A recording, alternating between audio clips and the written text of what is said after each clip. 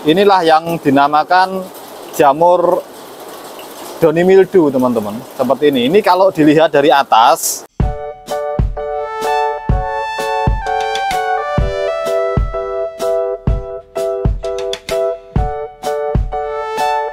Assalamualaikum warahmatullahi wabarakatuh. Berjumpa kembali di channel kesayangan kita, yaitu Pak Eko Project. Pada kesempatan kali ini kami mau berbagi kiat sukses budidaya anggur tabu lampot, teman-teman.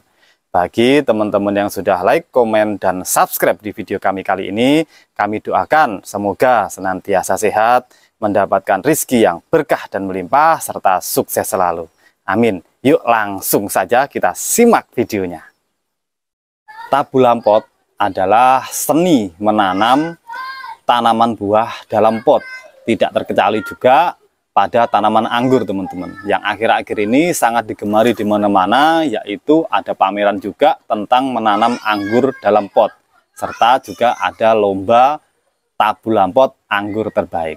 Pada kesempatan ini kami mau berbagi rahasia atau tips untuk menanam anggur dalam pot.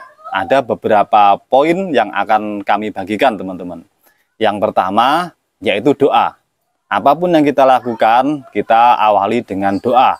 Semoga yang kita upayakan, tanaman atau makhluk bernyawa yang kita upayakan ini dapat berkembang dengan baik, dapat tumbuh subur, dapat berbuah lebat, dan berumur panjang sesuai yang kita harapkan, teman-teman. Yang kedua, poin kedua yaitu bibit, teman-teman. Dalam hal ini, kita harus menyiapkan bibit yang berkualitas. Bagaimana bibit yang berkualitas itu? Yaitu seperti ini, teman-teman, contohnya. Daunnya sehat, akarnya sudah kuat, dan juga ditandai dengan pupus yang aktif seperti ini. Ini tandanya adalah tanaman yang sehat. Seperti ini. Kalau kita mendapatkan bibit yang stuck bagaimana? Semisal kita membeli online, kita dapat bibit yang stuck seperti ini, teman-teman. Bagaimana caranya? Kita harus juga dapat menangani bibit yang stuck, teman-teman. Apakah bibit yang stuck ini juga jelek? Belum tentu. Karena kita mampu menangani bibit-bibit seperti ini supaya tumbuh subur, teman-teman. Untuk lebih jelasnya, teman-teman bisa menyimak di video kami terdahulu tentang penanganan bibit yang stuck supaya tumbuh subur dan vigor, teman-teman. Bisa disimak di link ini, teman-teman, ya. Setelah bibit yang bagus seperti ini, yang vigor seperti ini, dan sudah siap untuk ditanam di pot, selanjutnya poin apa saja yang harus kita perhatikan, teman-teman? Selanjutnya adalah media tanam. Kalau kita berbicara media tanam, itu kita akan ada pro dan kontra, teman-teman. Karena media tanam ini setiap pembudidaya memiliki ciri khas sendiri, memiliki apa yang mereka yakini atau yang sudah mereka patenkan untuk di kebun mereka sendiri, media tanam yang terbaik. Bagi teman-teman yang baru menemukan channel kami, untuk mengetahui media tanam yang baik atau terbaik versi kami, teman-teman bisa menyimak di video kami yang ini, teman-teman. Dan untuk menjelaskan media tanam, nanti akan dijelaskan oleh Pak Eko varian lain, teman-teman. Monggo Pak Eko varian lain dijelaskan. Teknik yang kami pakai dalam budidaya anggur dalam pot ini adalah menggunakan metode teraganik, teman-teman.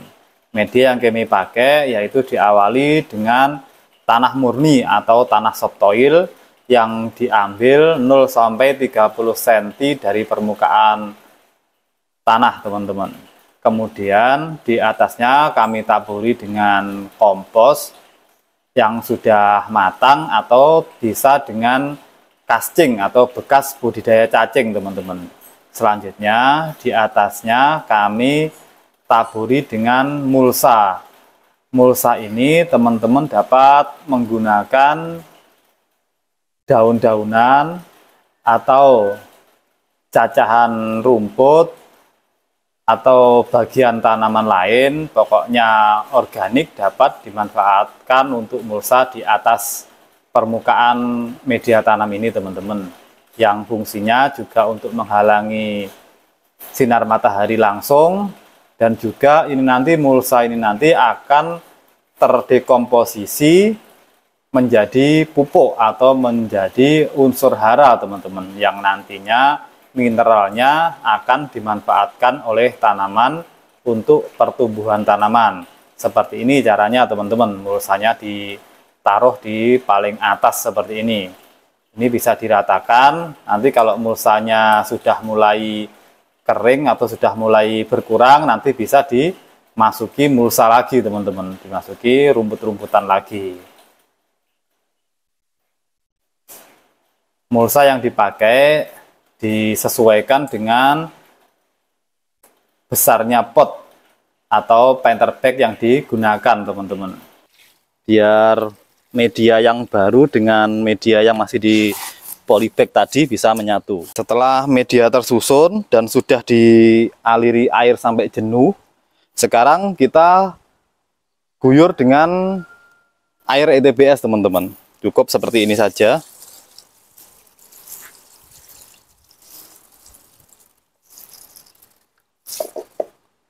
Nah, cukup seperti ini aja. Nanti bisa diulang 2 minggu lagi untuk disiram dengan ETBS lagi teman-teman. Terima kasih Pak Eko atas penjelasannya tentang media tanam terbaik versi kebun Pak Eko. Itulah tadi teman-teman penjelasan dari Pak Eko dari dimensi lain tentang media tanam terbaik versi kebun Pak Eko. Karena di kebun kami merasa bahwa media tanam ini memiliki peranan penting, yaitu sekitar 40% dalam kesuksesan budidaya anggur tabu lampot teman-teman. Begitu pentingnya media ini, jadi teman-teman harus berupaya mendapatkan media yang terbaik supaya tanaman anggurnya dapat tumbuh subur teman-teman. Poin keempat yaitu sinar matahari teman-teman. Karena sinar matahari ini adalah sumber kehidupan, jadi sangat berpengaruh sekali dalam kesuksesan budidaya anggur. Menurut kami, sinar matahari ini memiliki peranan 50% dalam kesuksesan budidaya, teman-teman. Karena dikala musim hujan seperti saat ini, yang minim sinar matahari itu berdampak buruk pada tanaman-tanaman anggur kita. Bagi teman-teman pengangguran yang sudah terbiasa merawat, kemungkinan ini juga dirasakan juga ada dampaknya ketika waktu musim hujan. Berdampaknya sinar matahari ini sangat dirasakan pada media tanam dan juga pada daun maupun buah teman-teman. Karena sinar matahari ini atau kekurangan sinar matahari biasanya sangat berdampak pada daun. Karena daun itu berdesakan, daun itu tumpang tindih, maka disitulah timbullah jamur. Tempatnya jamur tumbuh teman-teman. Karena kelembapan udara di sekitar juga, karena sinar matahari yang kurang tadi, muncullah jamur. Poin kelima yaitu perawatan teman-teman. Tadi sudah kami singgung dalam perawatan jamur. Ketika musim hujan, ketika sinar mataharinya minim teman-teman. Selanjutnya di perawatan ini kita akan disibukkan dengan merawat media tanam teman-teman. Media tanam ini kalau kita tidak mempersiapkan media tanam yang baik, maka kita akan disibukkan dengan media tanam ini khususnya dalam pengaturan pH teman-teman. Karena kesuburan itu juga sangat dipengaruhi oleh media tanam. Kalau kami menggunakan metode teraganik ini menggunakan tanah murni. Jadi di sini tanah ini cenderung stabil dalam hal pH, teman-teman. Kenapa kok kita menyoroti pH? pH 6,5 sampai 7,5 ini adalah pH netral, di mana anggur tumbuh subur. Gimana mengetahuinya? Apakah pH ini berpengaruh dengan akar? Sangat berpengaruh, teman-teman. Karena di sini, kalau kita memperhatikan tanaman subur seperti ini, bisa diperhatikan, ini tanaman anggur subur seperti ini, tidak usah dikorek, itu di medianya pasti akarnya bagus, banyak akar serabut atau banyak akar yang berwarna putih. Akar-akar itulah yang mampu menyerap nutrisi dengan baik, teman-teman. Jadi cerminan akar itu bisa dilihat dari daun. Kalau daunnya seger, tunas aktif, tidak setak, maka bisa dipastikan akarnya juga bagus karena ditunjang dengan unsur hara dan media tanam yang pH-nya netral. Seperti itu. Jadi media ini harus juga kita rawat. Merawat pohon anggur juga merawat medianya.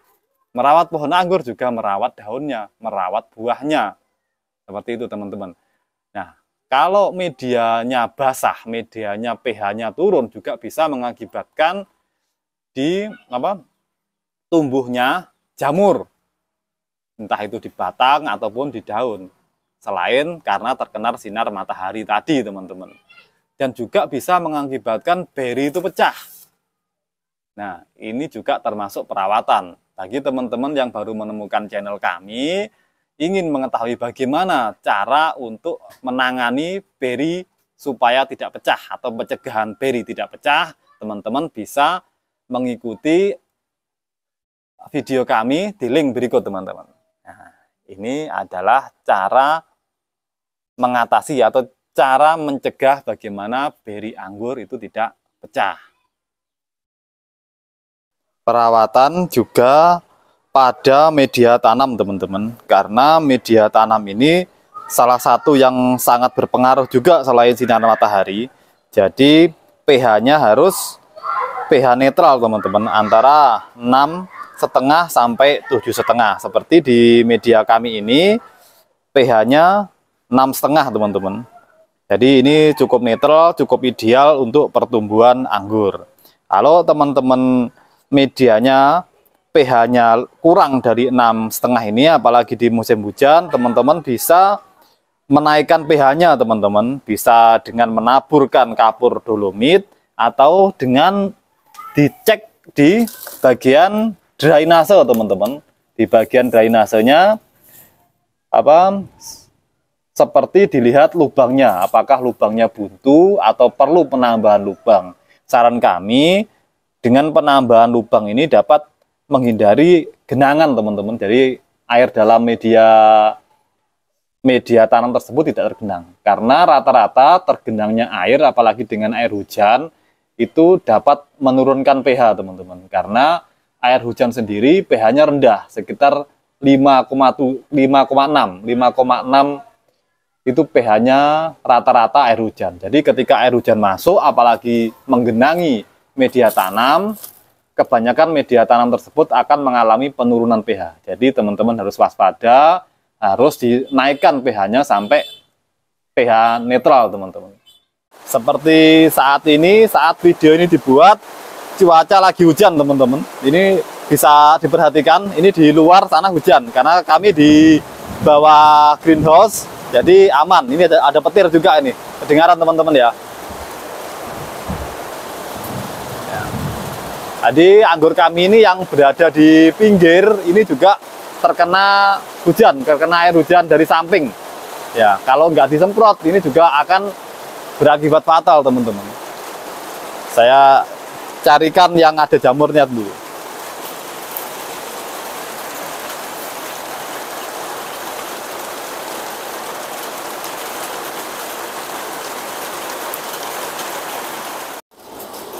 Inilah yang dinamakan jamur downy mildew, teman-teman. Seperti ini. Ini kalau dilihat dari atas seperti ini, kuning seperti ini. Ya, bisa diperhatikan. Ini tadi kami petik, berhubung ini hujan, jadi tanamannya dari samping, jadi nggak kami syuting ya.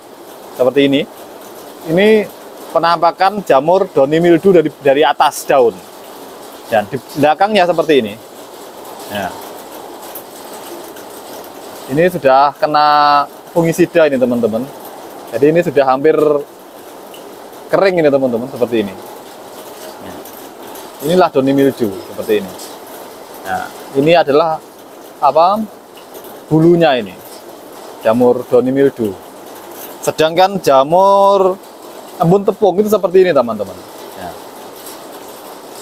Jangan dianggap ini debu. Ini bukan debu, ini jamur, teman-teman. Jadi ini jamur.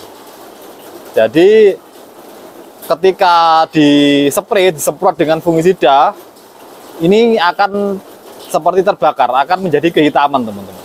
Jadi kalau downy mildew embun tepung ini biasanya di daun tua seperti ini teman-teman. Sedangkan yang ini Downy Mildew biasanya suka di daun muda seperti ini. Ya, seperti ini. Ini bisa diatasi dengan baik fungisida kontak maupun fungisida yang sistemik. Namun pengalaman kami teman-teman, pengalaman kami menangani jamur ini, kalau sudah terkena jamur seperti ini, itu menggunakan fungisida sistemik seperti tidak mempan.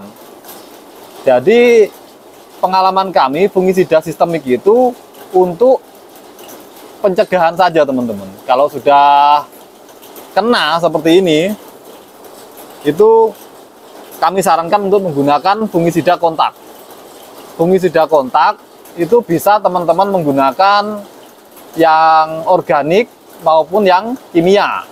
Jenis-jenis fungisida kontak yang kimia seperti Nativo, seperti Antrakol, seperti Ditan itu bisa digunakan teman-teman. Bisa dicampur dengan perekat, penembus perata. Itu bisa menggunakan merek-merek Agrimek atau Agister bisa. Kalau kami menggunakan organik, yaitu kami menggunakan jadam teman-teman. Kami menggunakan jadam sulfur dan juga perekatnya menggunakan JWA.